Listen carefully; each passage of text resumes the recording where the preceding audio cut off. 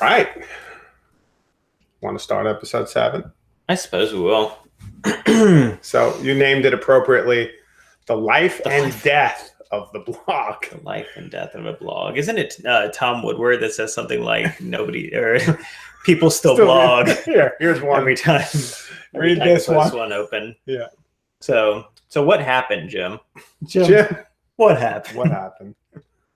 I don't know. The blog's been dying on and off for about 5 or 6 years, maybe longer, 7 years, ever since Twitter and Tumblr and But I think it's like this old man in the corner. The rumors of my death are greatly exaggerated. So let's maybe start at the beginning. Why are we even having this conversation? Like, what's the next iteration? Why now? Because there was recently an announcement a few days ago that Harvard Blogs, which was basically started by the Berkman Center in 2003 and was the first academic blogging system. I think that's pretty established. I mean, maybe someone will say, I did it first. Like, someone come out and say, I built one. Yeah. But like, it's pretty much the first institutional blogging platform. Yeah, as a multi-user type platform. And not running WordPress at the time. WordPress didn't even exist in 2003. In 2003, yeah, it would have been something It custom. Was built on David Weiner's Userland. They built it. Okay. And when we were doing some research for this episode, because we do research these episodes intensely, absolutely, we realized that alongside Weiner, the director of marketing for Userland was Scobelizer, Robert Scoble. That's right. Yeah. That's why the blogs died, because he went to video. But I do think that it opens up the question of, is academic blogging dead? So yesterday we got an email asking us some of our opinions given our early involvement with UMW Blogs, which was another blogging platform which people thought of as a kind of touchstone for academic blogging. What's the state of academic blogging 15 years on now? Because that's 15 years ago. Yeah. And we wanted to do an episode and talk a little bit about that and think about that. I think I'll start by saying that my feeling, and you may or may not agree with some of this, is, academic blogging per se, as we think about blog as like, that's the little space where you blog and you get a blog and it's a WordPress multi-site, or even before then, some of that conceptual way we think of the blog as this very isolated site where you go and write is dead, only because the term and the idea behind blogging became so diffusely conflated, or even like replacing our notion of the web. Yeah. Like the web as we write right now is essentially a blog, which was an easy way to write HTML through a web-based interface, usually reverse chronological, offering news and reflections on things. I mean, that's like the web. I was going to say, like, people log into Facebook and do that every day, and they don't consider themselves bloggers. And you could make the argument that blogging is more long form, but then there are certainly bloggers that write short snippets of things. And then, there are people who write long form stuff on Facebook or on Medium and other third-party services and that kind of thing too. Yeah. And I always felt like blogging as a term was kind of nebulous too, because, there were people who would, you go to set up a blog, and it's like, what, is a blog, and then people are like, I don't want a blog. I want a website. I want to build out a web presence. And it's like, okay.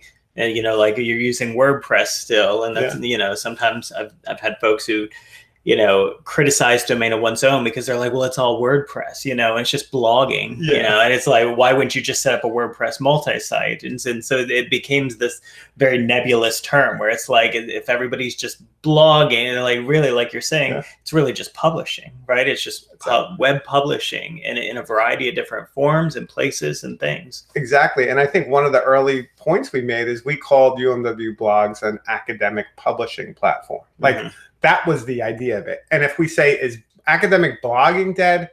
I mean, no, but arguably we could say it's not nearly as active as it was 15 years, or even not 15, 10 years ago, say, or 9 years ago.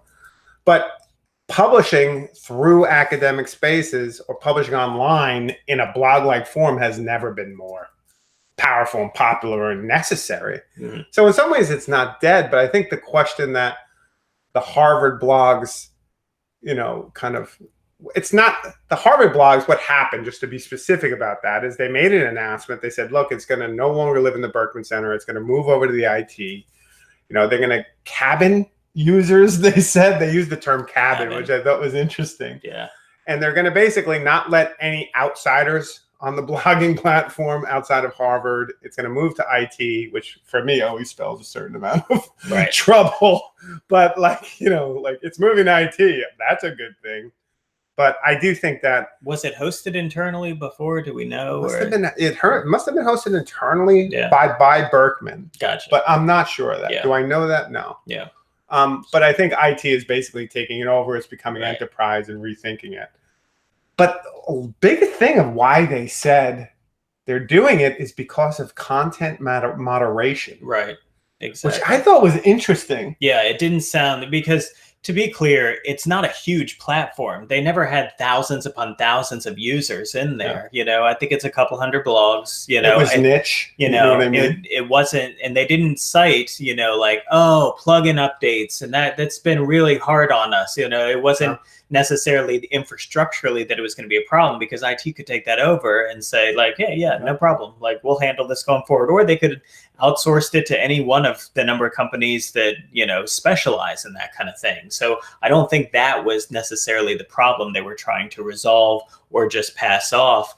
It was the idea that, you know, they were, I presume, getting requests in to get stuff taken down, you know, content moderation in general. And they were being put, I guess, in a weird situation of having to moderate content for users that may or may not still exist, and whether or not they keep things online. Are they considered an archival type platform, and what's their responsibility to the content of what was on there in terms of historical record and keeping it up versus, you know, political free speech and all that. And I think they just wanted to wash their hands of it and say, which was an interesting move though in this day and age, to say, you know, the question around free speech is what had bogged them down, which is like, wow, like that's bizarre. So let's put it to where? Twitter. Like, I got a good place for it, Twitter and Google. But the other point that I thought was interesting is, so Harvard has basically said, we're going to move it over to IT. We're doing that. But how many blogs can you think of that were on that platform that you read regularly? I can only think of one. Is Doc Searles. Who's one of the early kind of thinker of identity management. And, you know, he was part of the whole kind of, you know, there was a manifesto around the new web around the early aughts. And his stuff I still read, and he's still published there. So I wonder where he'll go. But I don't think, I'm interested, and I don't know, but I can't imagine that it was a super active platform. No. And that they would be moderating like mad to keep, you know, but I don't know. Like, you know, so does Doc Searles map a domain on top? Like you say he's blogging on there. He's on like blogs.harvard.edu. And I want to believe, and we'll get into that in a minute about like link rot and that, because, you know, those folks come out there and, oh, like all these URLs are going to disappear and how tragic for the web. And, you know, but it's odd to me that, you know, anybody who regularly still uses it and was passionate about it wouldn't have cared enough to say, like, I don't want this to necessarily be connected to the URL so that I could have the portability to move it, you know. And that's I mean, it does. It brings us into transition us nicely into another part of this conversation is, so when we were asked questions, one of the questions were, have other platforms also gone defunct? WordPress, and, you know, have we missed them? Sure. And I'm trying to think of like institutional like WordPress platforms that I could say, oh, I really missed that. No, I mean, I mean, but that's the nature of institutional platforms often. Right. I think, you know, at the macro level, like for institutions, you see these platforms as a tool in a way to, like, in the moment in a classroom, provide that publishing space, provide a space in which you have the tools necessary to build out, to publish and do things. At the micro level for the user, you know, whether they'll miss it or not depends more on like how much they care and own their own space. And they might start on your institutional platform and decide, okay, well, I know I'm going to graduate in a few years, or maybe I am graduating and I need to move it to somewhere else. So portability is a huge thing there, but I feel like you know, whether a space exists or not cares more at the micro level for the user who's going to take their stuff and move on somewhere else. For at the larger level of the institution, it's just a tool, and whether they choose to invest in it ongoing or not, it's kind of up to them. Which was actually, I think I agree with you, Yeah. Which may not make this the most interesting conversation because I really like you. Yeah. But I think when we were doing UMW blogs, you know, which was a blogging platform using WordPress in 2007, and the question was like, were we influenced by Harvard blogs? It's absolutely like we could point people and say, look what Harvard's doing. And in 2007 is when they switched it from Userland to WordPress. Right.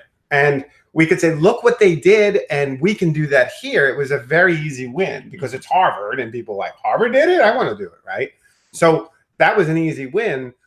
But the point at UMW blogs was not about, okay, now we built this system, and it's going to be, you know, we're going to be enterprise level. It was always about users create stuff with the idea that they take it with them. It's why we started talking about domain mapping in 2008. Right. It's why we said domain of one's own as a WordPress multi-site instance, not necessarily thinking beyond that, oh my God, we can run our own cPanel servers. But like, it was the kernel in the beginning of the ideas of agency and digital identity that we pushed on for the subsequent 7 or 8 years. So the blogging platform and the academic blogging platform specifically for me was super important to start having questions around agency and ownership and this idea of care of your stuff, that this is your digital work. And it was an alternative to the LMS, which had no really thoughtful, manageable way to export data. So when you saw an XML export in WordPress and you talked to people about it, it was a really revolutionary idea that you could take the work you did at university, take it with you, and build that idea of an online presence. And that's why the domain was so important, because that became the address. Exactly. Where you mapped it didn't matter. Yeah. And I think that's what people care more about. Like, so we've had a lot of conversations jumping around now on Twitter about how sad this is. And I don't think people are sad about the fact that this publishing platform is going away, because there's no shortage of other, you know, you could sign WordPress.com, WordPress multisite, you could have a reclaim hosting account. You could publish in so many, you know, you can publish in so many different places that I don't think it's, you know, it's not about the platform. They're sad about the content and the URLs disappearing from the web. And so folks worry about link rot and about preservation. And, you know, for one, I want to believe that, you know, the library could play a role in this, you know, that folks that are, you know, dedicated to archival strategies could play a role in that. And I think what we already realize, you know, because of all of the closures that we've been through in the past, whatever, 20, 30 years of the web's existence, that, you know, the way we have URL structures is kind of broken right now. And that, you know, as soon as that host is gone, all the content is disconnected from that URL. And there are a lot of really smart people like Internet Archive, like Library of Congress, trying to work through and think, how do we fix this? How do we make it so that in 20, 30, 50 years, 100 years from now, that all of our historical record is missing because the URLs are broken to everything? Like, you know, something really what should be simple. It's a lot harder to keep content alive, but it should be fairly simple to have URLs that persist. And so that, you know, if I want to continue to redux or stuff, that I can do that without somebody having to, you know, manage that. There's a service called perma.cc that I was looking at the other day, you know, and through Scott Leslie on Twitter had mentioned it. And, you know, it basically is backed by a whole ton of different institutions and government entities and everything, with the goal of being that you can generate, it's essentially like Bitly, but backed by real nonprofit organizations and a ton of them, in order to create a short URL that would persist and actually snapshot a screenshot of the website and hold all of that information, so you could cite that URL in published papers and legal documents and things like that. So, you know, the folks come out about like the link rot, like, oh, it's so sad that this stuff is existing. And you know, to some extent it is, you know, it's unfortunate. But at the same time, I've got to believe, like, if there's real importance at the user level for what they're publishing, that they're doing it on their own domain, whether that be using Harvard still as a publishing platform, or doing it somewhere else and migrating their content. I mean, we've had this conversation again and again, it's a personal archive of one's own, right? Like people should take control and care for the work, because we can't expect, with the turnover at institutions, the way in which, there's a new technology, people funnel all the resources into that. Old technologies are hard to run. They don't often have the expertise, depending on the university, and they fall by the wayside. And that falls into disrepair, if not deleted. I mean, we've seen that happen again and again, not just with third-party, for-profit services, but also at the universities. But I think that one of the things I've been realizing recently, and something we want to work on, is how do we make archiving easier? Right. So if you do, like, we've been playing with this tool, SiteSucker, and you could also do it through a series of commands on a Linux server. Like, backing up all of Harvard blogs would not be very hard as an HTML site. Right. And you could have that resource, and it could live and be hosted for like pennies a month. And like, that could be a resource. Like, it wouldn't be that hard to save this stuff, to preserve it. And I think that, for me, is why it's a little bit frustrating sometimes when I hear people say, like, they'll talk about digital literacy, and I'm looking at you, Caulfield. They'll talk about digital literacy. They'll talk about all these which I think it's awesome. But I think in parallel with that also has to come a certain amount of responsibility for your content and care for it. And I think part of that is like managing your own site, understanding how it happens. And if we're willing to also offload that to Google or to Blogger or to Twitter to do that stuff for us, I mean, sure, it's up now. But at the point, you made this point yesterday, and I think it was right, that the ads dry up and the revenue dry up, it goes away. Yeah, absolutely. Google Reader, anyone? I mean, like, they're making money off those Blogger posts. That's why they're still around. At the point they go to. And there's no real reason to preserve it. Let's think about, for example, and this is the pirate libertarian idea that Caulfield goes at me for, and it pisses me off, but I like it because Caulfield's pretty good at pissing me off, and I like that, is the idea that, GeoCities. GeoCities actually, like, was deleted wholesale by Yahoo. They bought it, they deleted it. A couple of what does he call them? Like libertarian pirates, but they're not, but whatever. One of them, Jason Scott, who now works at the Internet Archive. They were part of this thing called the archive team. And they went out and they saved like a terabyte of sites on GeoCities that otherwise wouldn't be accessible in the same way. And so I think, like, at the point at which our institutions and even individuals care is at the point this stuff will be preserved and go on and be thoughtful about it. But if we kind of default to let Google do it, Google's more reliable because I was hacked once. I do have obvious issues with that, because I don't think that they're any more guaranteed to save our work than a few people working on the margins or someone who really cares about the collection of work they did over the time. I would put them up against a large institution like Google anytime. Yeah, I think there's sort of an ethos and there's like, there's multiple elements to it, right? Like, are you using something that's open source or not? Like, that would be one thing, and there's no like right or wrong, like hard yes, hard no answer to that, because there's trade-offs with every decision that you make.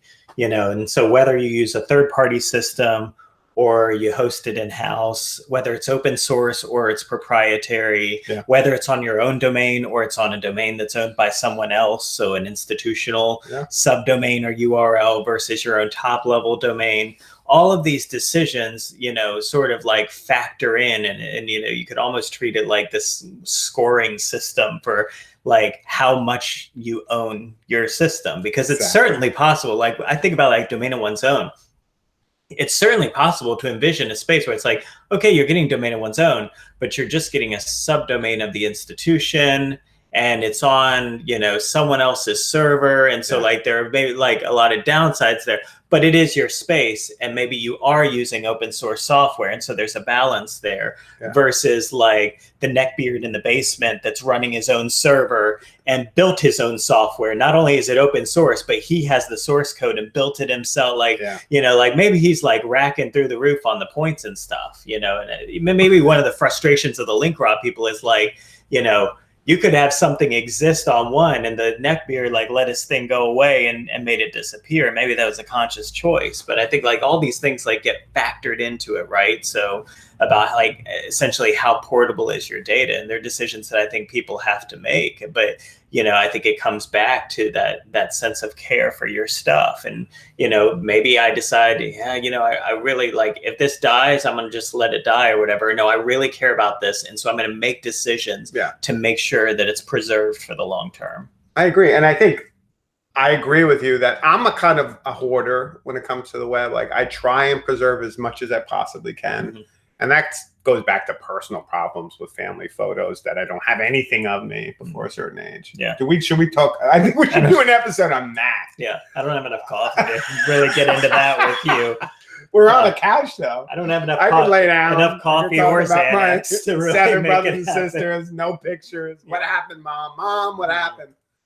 But I think we can kind of go on the legacy and the preservation thing, lose what I think Harvard blogs did exemplify really well. And I think VCU's Rampages exemplifies really well, is like, this needs to be like an open space to experiment on campus. Like academic blogging in that regard is not dead. It's academic publishing systems or publishing platforms, and Rampages by far for me is the most exciting thing I've seen in a long time when it comes to that. The work Tom Wilburn and his group are doing is just remarkable. Like headless publishing, how do you use WordPress's API to rethink how you publish? How do you do this for departments, students alike, faculty? Like there's a real spirit there of publishing platforms that I think is what Harvard blogs, you know, tapped into early on in 2003, but it's not gone. And I think a lot of times we get stuck with thinking that we only have a few options, and, you know, LMS being a terrible one that won't go away, I believe. And I think like there are examples, and there have been examples, but the problem with academic publishing has always been that it was niche. No real schools, only a few took it on in real and supported it and funded it and made it enterprise. Most just stuck with the LMS as their publishing solution. Like that was their solution for publishing, which I still think is a ridiculously horrible solution for publishing. And then we have like groups like EDUCAUSE pushing like next generation digital learning environment, which is basically like a third-party vendor-driven, you know, data nightmare that has nothing to do with agency for students, has nothing to do with ownership of content. And it's just a really kind of extension of the same thing. So if academic publishing or blogging is dead, I think that's a problem. And I don't think it's dead, I can point to examples like Rampages, but I think it's a problem because those spaces on campus where you give students and faculty their space to write and publish and think and imagine and hopefully take their stuff with them and build their own web space somewhere is a lost opportunity. You know, like we just kind of always default to the least common denominator of the LMS. That's been going on for longer than social media. And that seems to be the only like ridiculously bad consistent with web publishing online that is somewhat universal across campus.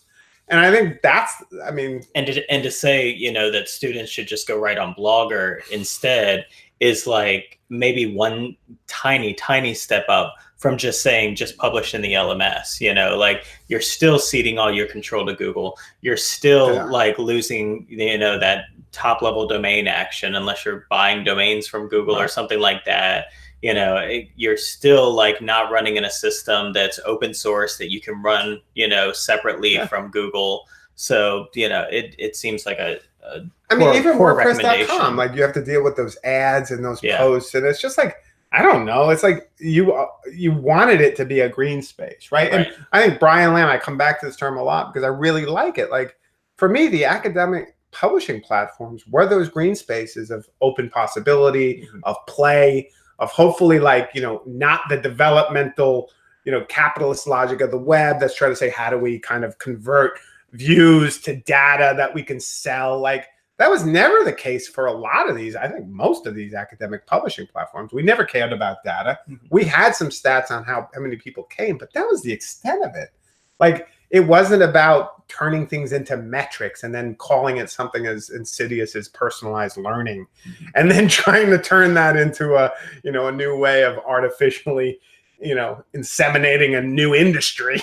So it's just insane. But then you made a good point where like we really need to design the tools in a way that encourages people to think thoughtfully about this kind of thing, which is another aspect of it. If you want folks to care about it, they need to know that they have options to export and that kind of thing. Some tools provide them, some don't. We need to be, faculty need to be talking to their students about this. It needs to be a focal point of it. Not everybody publish, everybody put everything out there, but also like, hey, here's how you're going to be able to put your stuff out there. I want you to really care about this, and this is how you can take it with you.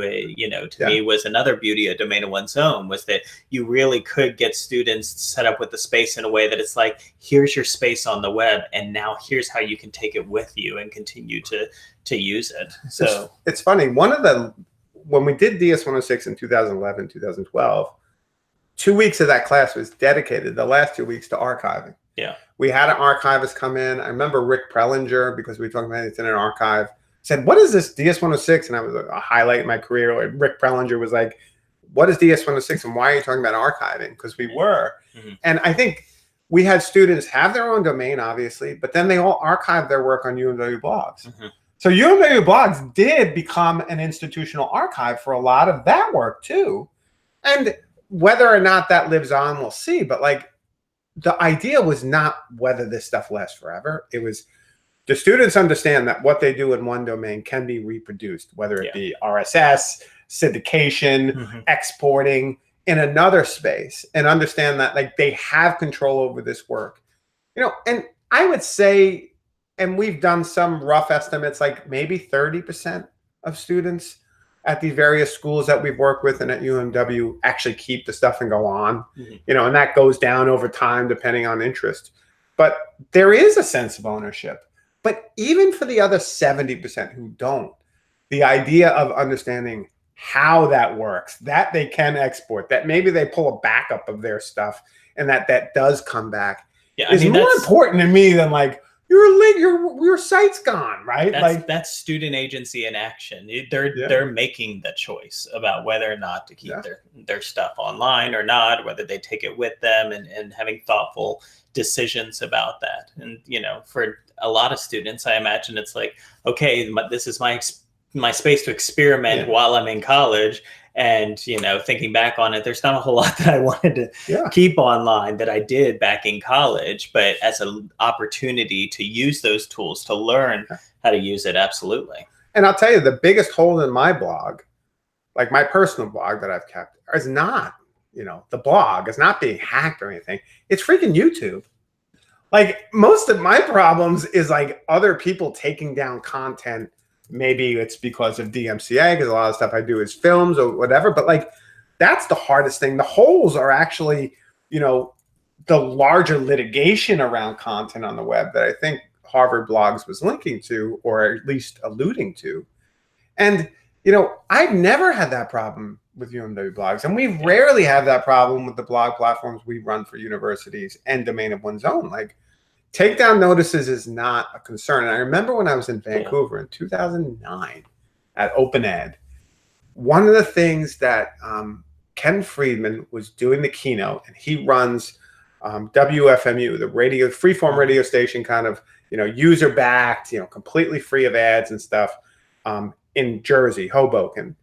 And he said the thing that he found remarkable about the blog they ran, and they ran one of the best blogs ever. It's called WFMU, Beware of the Blog.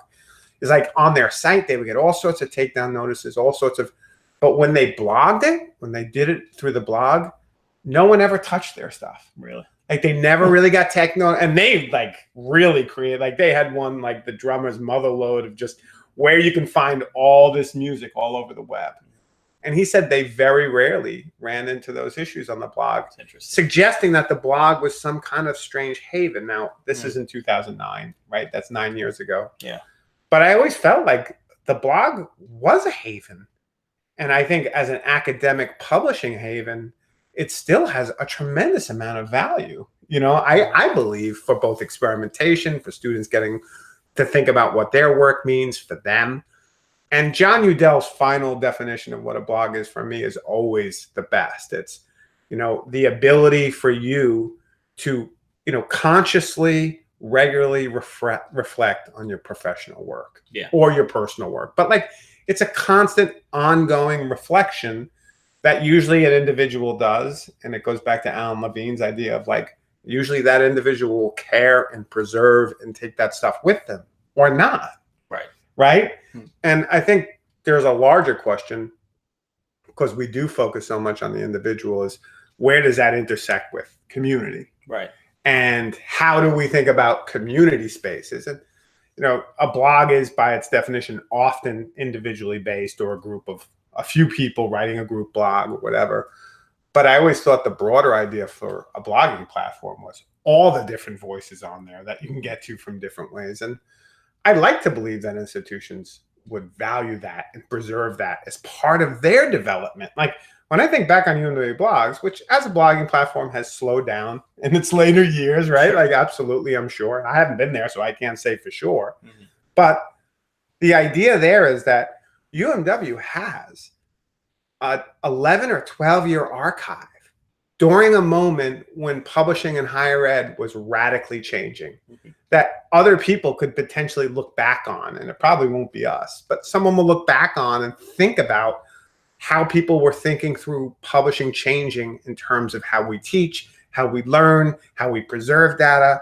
And I think of that as interesting. Like I think of that as an interesting moment worth, I would imagine, an institution preserving. Right. I would hope so. Yeah, absolutely. You know, you think about it like, you know, those conversations that you had, if they happened in the comment stream of posts as opposed to in a private Slack channel. Yeah. You know, the ability to go back and read those years later, and for, you know, other students to learn from what happened in courses previous. It's funny because we were reflecting, Antonella and I were reflecting not too long ago, a few nights ago before I came.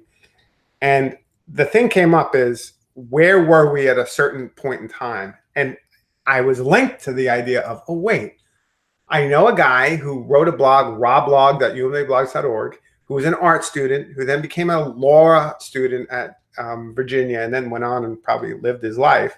But he wrote an awesome blog that we have an archive of still for like 3 years. Amazing blogger. And he saw me when I was at a folk festival in Richmond, without me knowing it, and took a picture of me. And it was in 2008, and I had, or 9, and I had a WordPress shirt on, the black one I still have. And he took that picture, and I was trying to locate where I was at a particular time and date and share it with Antonella. And I found it on his blog. Yeah. And I knew, like, for me, that's also that strange sense of, it wasn't just an archive that was like people lists. And like not, it was like, for me, a living archive of my past. Yeah. And my relations with people. And I think we forget that when we think that blogs, before social media kind of took over this function, meaning Twitter and Facebook, was a series of connections between people in a network, talking to each other and sharing and encouraging. That doesn't happen nearly as much outside those other networks. And I think I would like to see that revived. Like, I would like to spend more time in other people's comments rather than on Twitter for a host of very good reasons. Absolutely. So, and if anything, you know, some of these spaces closing down might provide the opportunity to the catalyst for people to really think more thoughtfully about that. You know, Twitter is its own sort of dumpster fire at the moment, but you know, as other services shut down, it maybe pushes people towards, hey, if I had more control over, you know, where I was publishing, then I could go there rather than worrying about those third-party services. And I think in the interest of always being branding, we should always be branding on Reclaim Today. One of the things we talked about is, so there is the problem of like institutions, do they, you know, preserve and do they manage that. And that's tricky because it changes from institution to institution. It depends on the people there, on the time. But one of the things we've realized in the industry we kind of moved into, which was hosting, is that we like what we do in the niche we preserve for higher ed and institutions and academics, because places like Bluehost, like what is it called? The one that's really annoying, the way in which they don't let you move their domain. Oh, Network Solutions. Network Solutions. Like, these folks have designed a web for hosting that makes it difficult for you to get your stuff off. That makes it difficult for you to understand how to transfer a domain. Like, it need not be that difficult. But oftentimes, like, for example, like hiding the ability to back up your stuff and charging you up for that. Like, we find we come into a space that could use some clarification. And what we spend most of our working day doing is helping faculty and students understand how the process works so they can get their stuff. So they can move it to us. Like, I'm particularly sensitive to the idea of people managing and controlling and caring about their own work, because those are the people we deal with every day. Yeah, and I think it's a community effort too. There's a role for Reclaim to play in it. There's a role for the community at large to support each other and say like, hey, yeah, I'm using this platform, which I really like because of X, Y, and Z and that kind of thing, you know, really share the expertise and knowledge for folks so that nobody feels like they're stranded and like, oh God, if I have to run my own stuff, then this falls apart and I don't know what to do. And that's a communal effort. And I wonder if that feeling is part of an alienation more broadly. Yeah. Because, I mean, I remember people saying, I do not want to be asked tech questions on Twitter. Yeah. And it's true. Like, I don't want to be DM'd about Reclaim on Twitter. I don't want to do that. Like, I want to spend less time on Twitter as I can now. Although these days I'll probably take a tech question over a political comment. Yeah, absolutely. Maybe.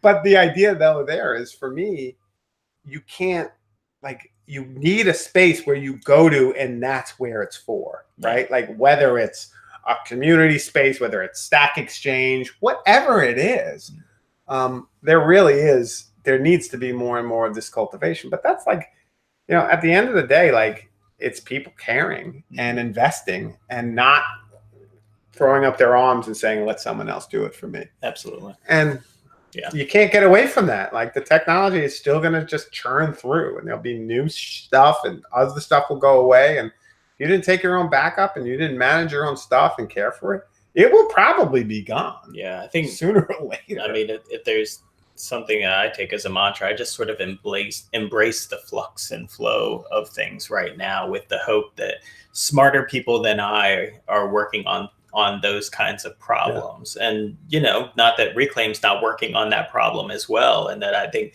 that we all are, and that we'll get to a place where this stuff is easier, more fluid, more understandable to archive, to preserve, to keep online, to publish on the web. You know, there are a lot of different goals and aspects here, and different people working on different problems. Yeah, even just making hosting simpler. Sure. Right? Like, that whole idea. Yeah, absolutely. I mean, you continue to push the needle forward in different ways. So thanks, Tim. Yeah. Thanks for pushing the needle forward. Kicking it up to overdrive. Well, I think that'll do it. Do you want to get off? I do. I think what have we been here, an hour? You know how this goes with me. I can't believe you do one with me and then you're upset I talk so much. I'm not upset. I love it. Let's do another one.